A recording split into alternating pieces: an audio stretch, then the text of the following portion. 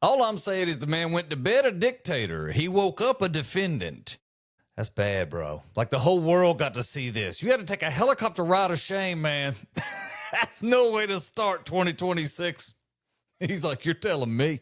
Hopefully you had a good New Year's. I had a chance to watch the end of The Mayor of Kingstown. If you haven't seen it yet, I'm not going to spoil it. But that show, if you're not watching, if you've never seen it, it's pretty impressive. It's on Paramount. Mayor of Kingstown. It's Jeremy Renner, and it's a Taylor Sheridan product. So it's a lot like Landman or Tulsa King, kind of the same, not the same premise, but sort of that same cadence, that night soap opera feel. Well, the first season of Mayor of Kingstown, the critics, they just wore it out. This was awful. I didn't think so. I was locked in after about 3 minutes into the first episode. And it's gritty. It's dirty. It's all about prisons. There's a lot of shooting, unnecessary killing. There's some nudity in season 2. I'm not telling you that watching this is a pathway to heaven. I'm not telling you this is good time spent. Maybe praying's better. But if on occasion you like to watch sort of hardcore, edgy, even maybe sometimes dirty television, this might be for you. It's fantabulous, especially if you like prison stuff. This is all about, it's set up where it's a town of prison. There's a prison, several prisons in this area, and everything that exists around the prisons really just functions to feed the prison, whether people work for the prison or whether someone in their family works for the prison, or may work for a food vendor for the prison or whatever. And it's sort of this, it creates a lot of chaos. If you haven't seen it, check it out. But the last 2 episodes of this season were particularly strong. Even for this show, they were strong, especially as we set up the finale for this season. So New Year's Eve, I didn't even realize the time I was watching football. And then I looked up and I said, oh, it's like 12 o'clock and I'm in the middle of watching this show. I'm certainly not stopping to let Ryan Seacrest start my 2026. He started 2025 and 2024 for me. And I just want to go ahead and tell you, neither one of those years were like my best or anything. So I'm not sure me and Ryan have anything going right now. So I'm just going to let Seacrest out on this one, and I work my own New Year's Eve. Yours was better than Nicolas Maduro's, because poor Nicolas went to bed New Year's Eve. It's the kind of night that dictators dream about. Everything is routine. We have a quiet night, very predictable. Caracas is dark. Power's out across the city. I mean, oddly enough, that's not all that unusual. Inside the armored compound, meanwhile, Nicholas is asleep in his gray sweatsuit. Why do I know that? Because it was the biggest story of the weekend. His wife was beside him. Everything was fine. You got to figure when you're behind steel doors, you have armed guards, and you have that full dictator bedtime routine. You should feel pretty safe, even though you got your hands in some unsavory business. The dictatorship business, I don't think it's very pleasant. I mean, it's not like being an accountant in Schenectady or nothing. It has its drawbacks. There are inherent challenges with dictatorship, and I'll tell you, that's why I didn't apply for the job. I felt like it was too much for what they were offering. Now, you do get a lot of money. Unfortunately, you don't live very long. So there's that. Now, somewhere else, while my man was peacefully dreaming, laying next to his wife, you know how his woman gets turned on by that gray sweatsuit. I don't know, it's her thing. I don't know about it either. But either way, they're laying in bed, sleeping, doing their thing. Somewhere, just up the road a piece, helicopters are turning over. That's my helicopter sound effect. That's all I had. So they're already in the air. Delta Force, CIA, Space Force, probably they were hitching a ride, who knows. Of federal mock homes built, just rehearsing, these homes were built for it. They basically knew everything about this man. It was, when I read this story, it felt like a movie. I really feel like this needs to be a movie. I mean, they tracked this person every step, every breath, every day. They knew his routine. They knew where he slept, when he slept, what he ate, what his pet situation, his habits. They knew when he cut his toenails. They knew when he brushed his teeth. And they also knew his whole bedtime line. Don't that scare you a little bit? I mean, think about that. Do you want anyone to know that much about you? I mean, your spouse probably doesn't know some of those things. I guess ignorance is bliss. He had no clue. Meanwhile, middle of his nap, weather's not perfect, so they wait. Meanwhile, they call back to headquarters for a weather check. They reach out to a meteorologist, much like myself as a meteorologist. I'll tell you how that call went. They were like, listen, we want to give the go, but we need to find out how long they're going to wait based on the weather. I'd be like, okay, hang on a second. Let me get that for you. As a meteorologist, I would have said something like, well, we expect sunshine today. Some areas are going to have fair skies and maybe even a cloud cover. Our afternoon temperatures will be somewhere between normal and a few degrees above and or below. There's a 50% chance we will see some rain. We probably won't. Will that work for you, Mr. Trump? That's not really what Mr. Trump was looking for. I'm joking. They probably said something to the effect of, listen, we have a cloud cover that's in place. It's part of a trailing frontal boundary. Give us a few minutes. It'll take about 20 to 45 minutes. Should get out of here and we can proceed. Probably something like that. Then they get the go. You can't, keep in mind, you can't just up and do a global raid and not respect cloud cover. Trust me, I'm a weather guy. I can tell you that.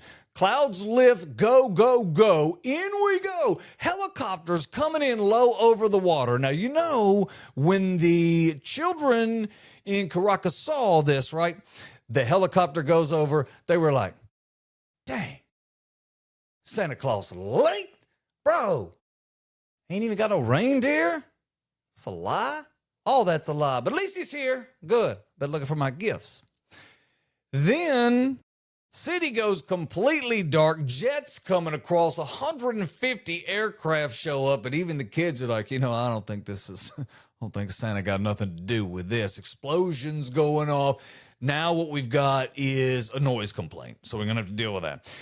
From the first explosion to the time that they were kicking in or burning this man's door, 3 minutes. Think about that. 180 seconds. Tick, tock, tick, tock. Honey, I think I hear a helicopter. Bang, bang, bang, bang, bang. Hey, wake up, wake up. Tick, tock, 180 seconds total. He wakes up. He scrambles for the safe room. Steel doors, too late. Commandos are currently, it looks like every Tom Cruise movie in the whole MI run there.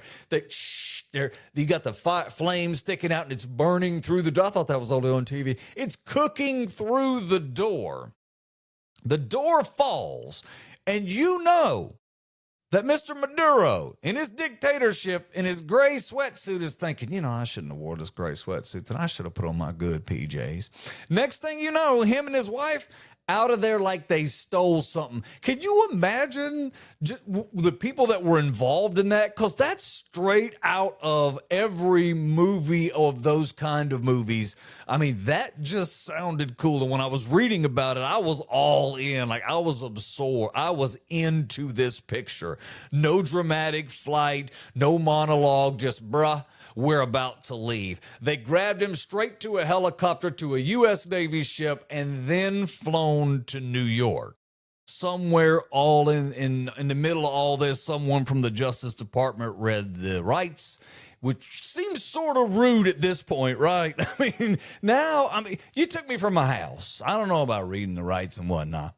But I got to thinking about that. It was weird. It's the first time I think I've ever really paid it that much attention. The story just hit me. I was like, wow, think about how this works from the other side. If you were in bed, you did your normal routine. You brushed your teeth, you flossed. You know how you don't floss that one back one because it's hard to get the floss in there. But you did it tonight because you thought it's a new year. It's a new me. I'm not going out like this. This one tooth is not going to be the end of me. It's not going to happen. It's not the bane of my existence. I'm going to get that floss in there. So you got it in there. And next thing you know, you're like, oh, I got an ear hair or two. And, you know, my wife's not going to find that sexy. Even as a dictator, you got to mind your P's and Q's because nobody's going to let you get away with just letting yourself go. It's not going to happen. You got that bedtime confidence coming in. You got steel doors everywhere you look around. You have people with guns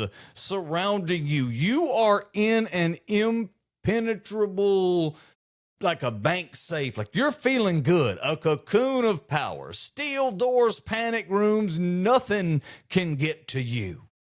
Next thing you hear a little boom, and you're like, that's not fireworks. And I do like fireworks. Do we allow fireworks? I don't think we allow fireworks. So instantly you have to make those decisions. You know, that's not fireworks. That's not a Roman candle. That's something that's going to be bad.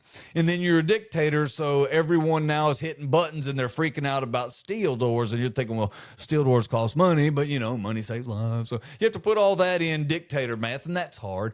Then the safe room panic kicks in because while you're trying to get in, they are cooking the door. So now you have, and in the movies, this takes forever. We have to get 6 or 7 people. Dwight Yoakam's got to come out, and you got to start figuring out how to get into the panic room. And somebody's definitely going to need some type of medication that they'll have to have at least every 30 minutes or they'll die. Otherwise, then we have no reason for them to open the panic room door, but they have to because you know how this was going to work anyway.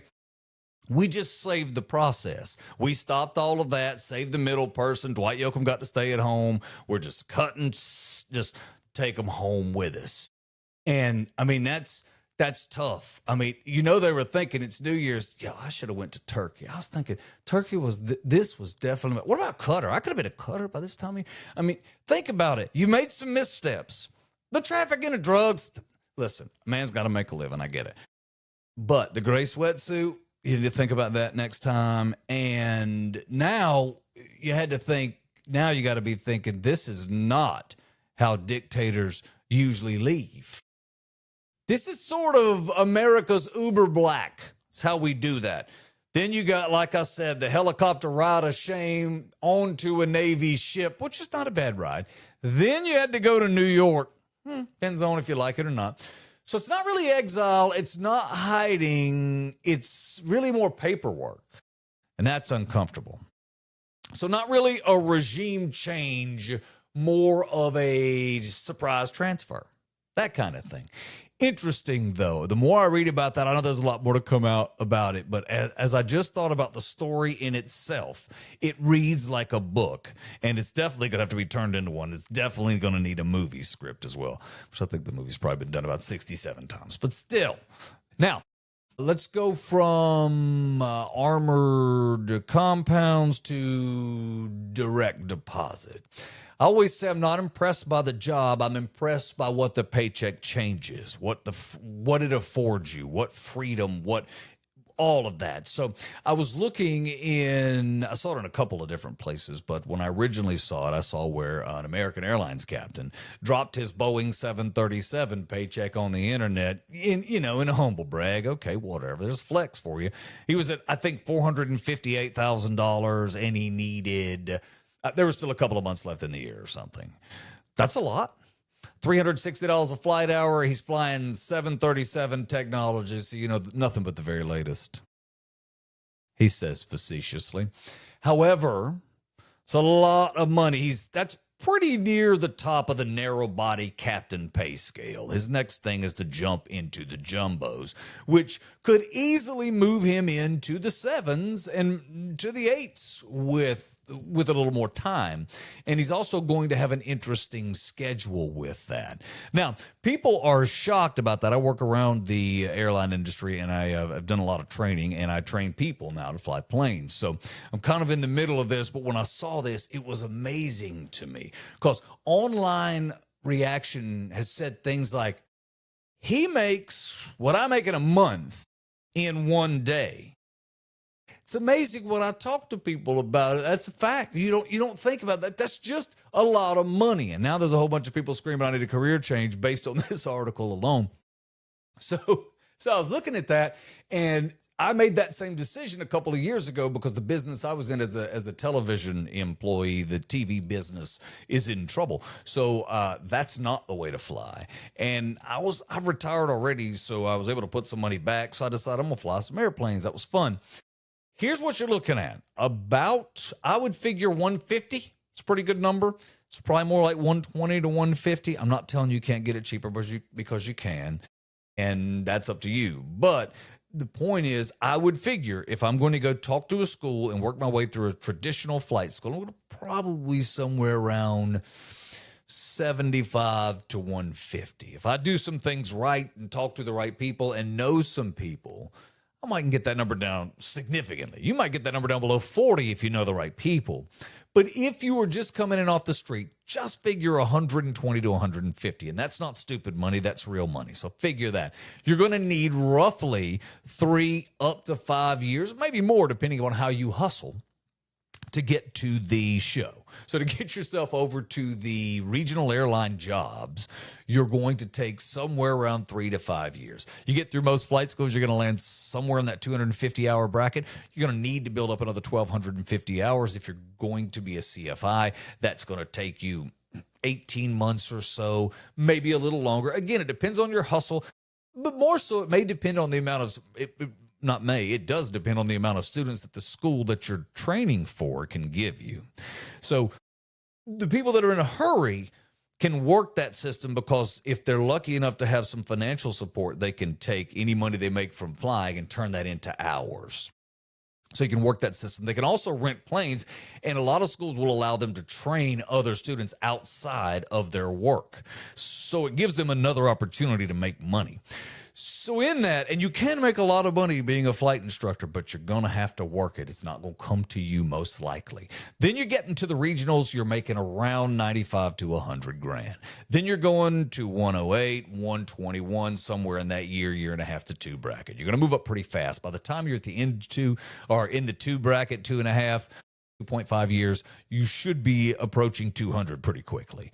So now we're working our way up, and what's happening is we're building some time. However, we're going to need a minute before we get to the big show. So we are building time, let's say in a regional, but the next step for us is to get to Delta or American or one of the legacy airlines, potentially if that's your plan. So if that's what you're going to do, you're going to drop back down. I think it's to 140. So you're going to lose a little money on the reboot, if you will, but you'll quickly get that money back. I always tell students, and if you think about it, there's a lot of checking your information from companies when they hire. If an airline hires you, they're going to check everything about you, right? They want to know all about all your hours, and it's a big process getting you type rated and all of those things. So it's very expensive. It's heavy on their budget. So you're paying for it in the lack of salary that first year and that second year, and then you get all that money back, and it starts to grow from there. Now, when you spend a little time with an airline and you spend 10 years or so with Delta, now you're starting to bid those premium trips. You have favorable scheduling. So some of my pilot friends that have been around this thing for a minute that are around my age are working a couple of days at the beginning of, let's say, January, and then they'll bid some trips around and catch a couple of days at the end of February. So if you put that together, they're taking roughly 30 days off between work days every month. It's insanity. They only start working 15 days a month, and it kind of goes backwards from there. So 15, and when things are good, you drop to 14 or 12, and it's nice. When you hear people talking about the ceiling, the barrier to get in, right now the barrier to entry is not a 4-year degree. So that's kind of neat. It has been in most of the time. It's been a kind of a deal. You needed to get to the airline, you were going to need either the military route or you were going to have a college degree. Then they took that away after the pandemic, and now some of the airlines are talking about reinstalling it. But right now, there are a lot of students that do not have it. So you could still, if that holds steady, float right through without a degree. So it's really kind of a 3 to 3.5 year project you can land there. And a lot of people talk about how much money they make, and they say, well, they make too much money. So let's look at this over a lifetime. What do you and I make? The average American, I don't know what you make, but the average American, if we're average, makes $60,000 to $75,000 a year. A pilot's going to average a commercial airline pilot, according to the U.S. Bureau of Labor and Statistics, is going to average $220,000 a year. That's average, 50% above, 50% below, right? So-ish. So my point is, a lot of people making a lot of money being a pilot. What I say is, it's not that they're making too much money or anything like that. They're just unlocking a different version of America. It's not the same America that people that are average see. It's a different thing. A solid living, $60,000 to $75,000 a year. It's respectable. $458,000 a year. That's not a raise. That's a whole new personality. That's a complete different look on life. That's generational wealth. I'm lucky if I'm average making 60 to 75 grand a year, I'm going to make $3 million a year, right? Or $1 to $3 million a lifetime, roughly. Okay. Pilots are going to be $10+ million at that $220,000 figure. It's a lot of money. Think about it with housing. If I make $60,000 to $75,000 a year, my chief concern is, can I afford this? If I make 458 grand a year, my chief concern is, do I want to hassle with summer in the mountains or summer near the ocean? Problems. It's all about perspective. At $70,000 a year, I'm loyal to a grocery store. A pilot can be loyal to ingredients. You see what I'm saying? $458,000 is a lot of money. Normal income car problems, when I have car problems, let me tell you what's going to happen. I'm going to talk to the dealer. They're going to break my back, and I'm going to pay that over time. When a pilot hears a noise, they're like, that ain't supposed to be there, replace it. Yeah. I have a pilot friend that came in. He had a Lambo. It was sick, like sick. He comes to me about 2 weeks later, and I said, that's not your car. That's something different. He said, oh, no, let me tell you, I drove that Lambo for a long time. It was really fast, but it didn't have a lot of creature comforts inside.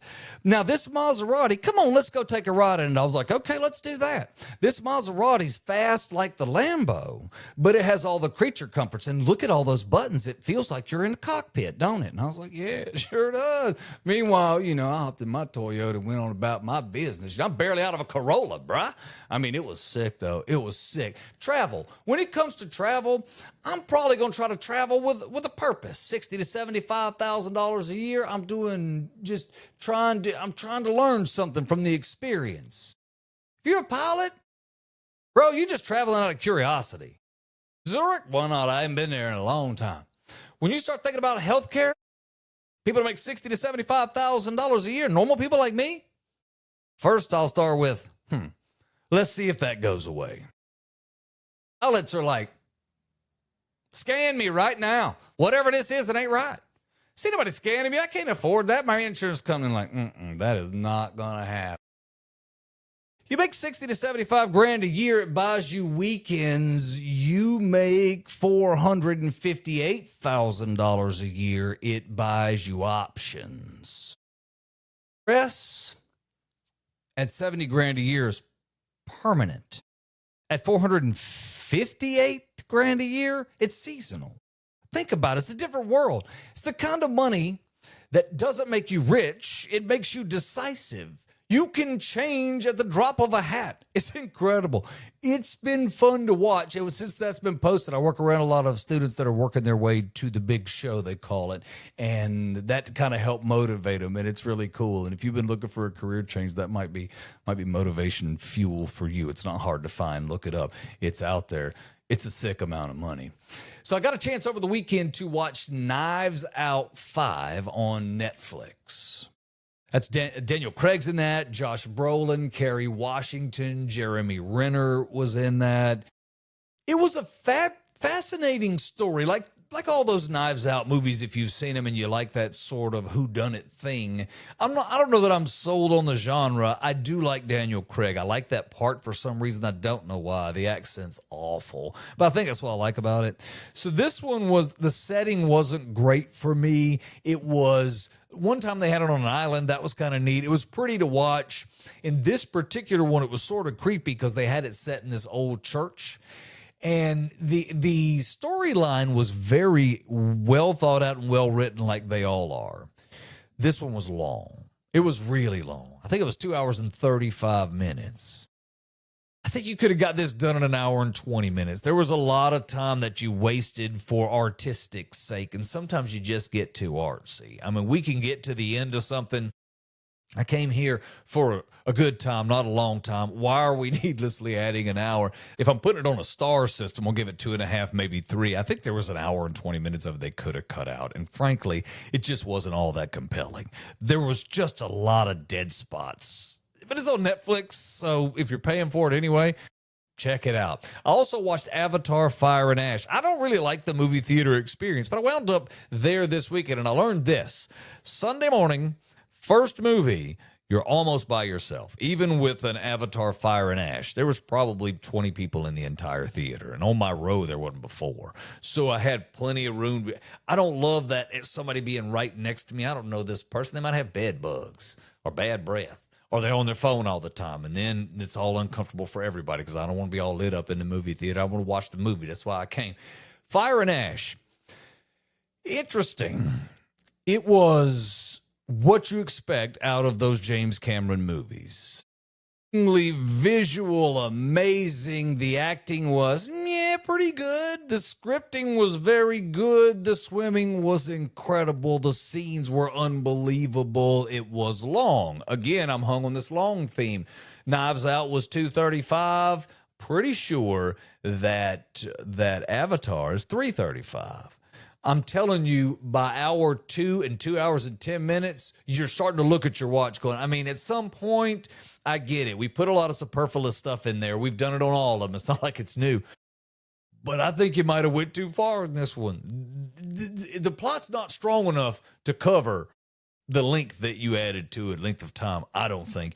But it sure was fun. And at the end, I walked out going, I'll never get 2.5 hours of that back. I enjoyed the first hour and a half probably, and the rest of it I'm not sure was necessary.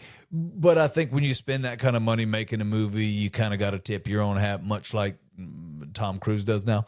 So in the end, I think it was incredible, unbelievably long. So maybe that might be worth checking out if you haven't seen it too. But if you're going to watch it, my theory on it is, whatever it's worth, I like to watch it at the theater because this is one of those movies. Catching it in real 3D, wearing those dopey glasses, changes the game. If you bring it home, you don't really have that. And the fact is, it's the plot's just not that good. It might be for some, but it's okay. But it's not earth shattering. It's fun to watch because it's well shot. So over the weekend, too, I was doing some reading about Avatar and the franchise and the Star Wars franchise. I don't know why I got this in my head. I was starting to look for what is the most powerful, the most